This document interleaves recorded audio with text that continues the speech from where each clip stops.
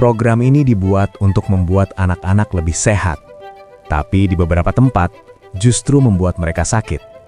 Bukan karena kekurangan makanan, tapi karena makanan yang seharusnya membantu tidak selalu aman. Dan yang lebih mengejutkan, ini bukan kasus kecil. Jumlahnya bukan puluhan, bukan ratusan, tapi ribuan.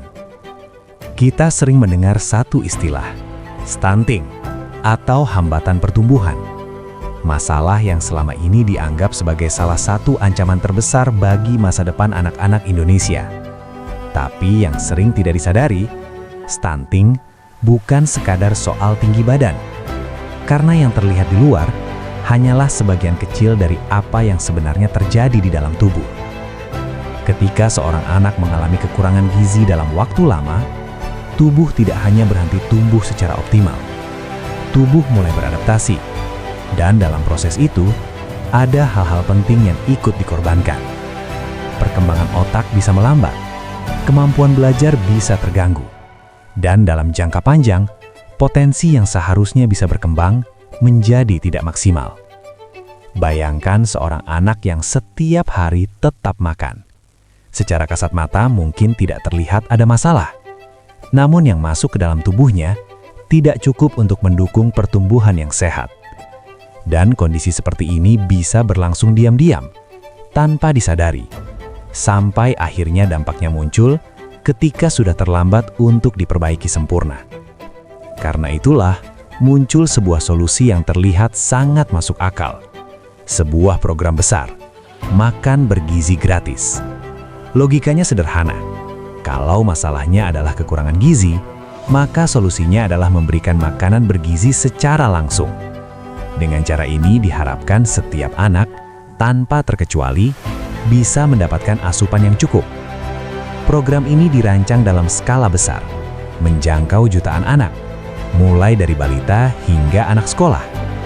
Dengan dukungan anggaran yang besar, sistem distribusi yang luas dan target yang ambisius, harapannya jelas, menciptakan generasi yang lebih sehat, lebih kuat, dan lebih siap menghadapi masa depan. Di atas kertas semuanya terlihat tepat. Bahkan bisa dibilang, ini adalah solusi yang selama ini ditunggu.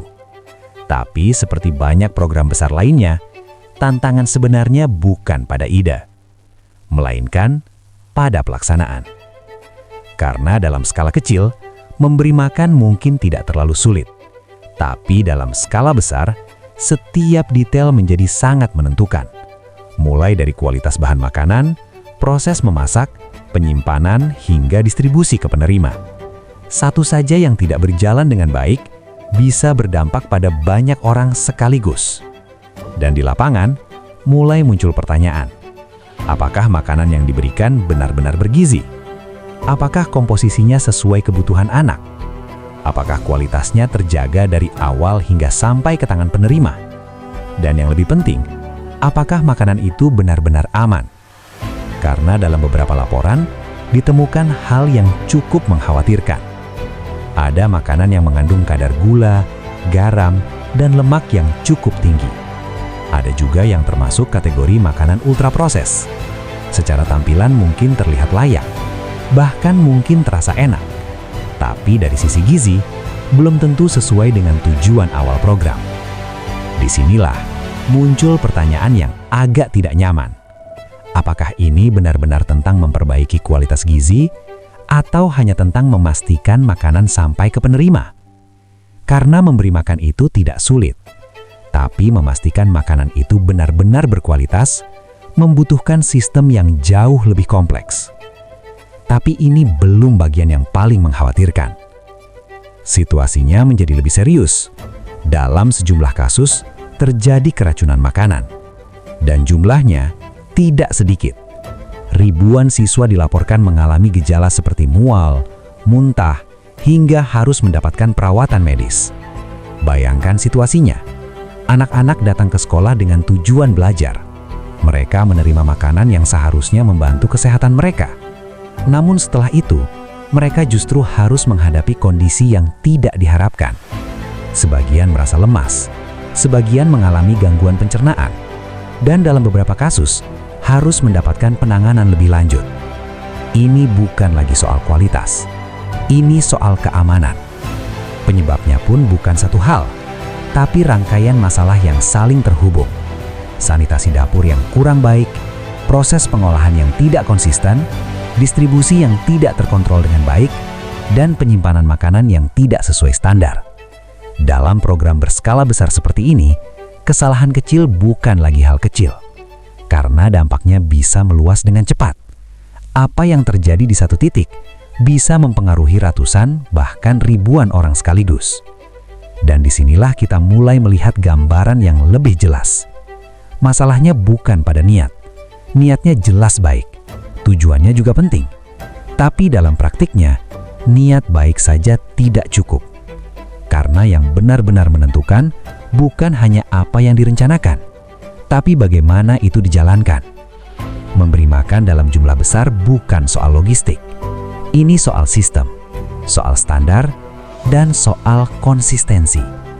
Dari bahan baku hingga sampai ke tangan penerima. Satu jelas saja dalam proses itu bisa berujung pada risiko yang tidak kecil. Dan mungkin disinilah kita perlu melihatnya dengan lebih jernih. Bahwa program seperti ini bukan hanya tentang memberi, tapi tentang memastikan bahwa apa yang diberikan benar-benar layak untuk dikonsumsi. Pada akhirnya program seperti ini tetap penting, karena masalah yang ingin diselesaikan juga nyata. Stunting adalah masalah serius, dan upaya untuk mengatasinya memang dibutuhkan. Namun di saat yang sama, pelaksanaan yang tidak tepat bisa menciptakan masalah baru.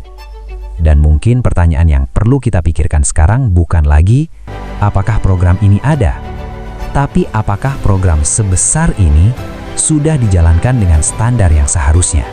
Video ini dibuat untuk tujuan edukasi, berdasarkan informasi dari sumber terbuka, dan tidak dimaksudkan untuk menyudutkan pihak tertentu. Jika kamu merasa video ini bermanfaat, jangan lupa untuk like, share, dan subscribe. Karena di Planet Fakta 25, kita akan terus membahas hal-hal penting yang sering luput dari perhatian.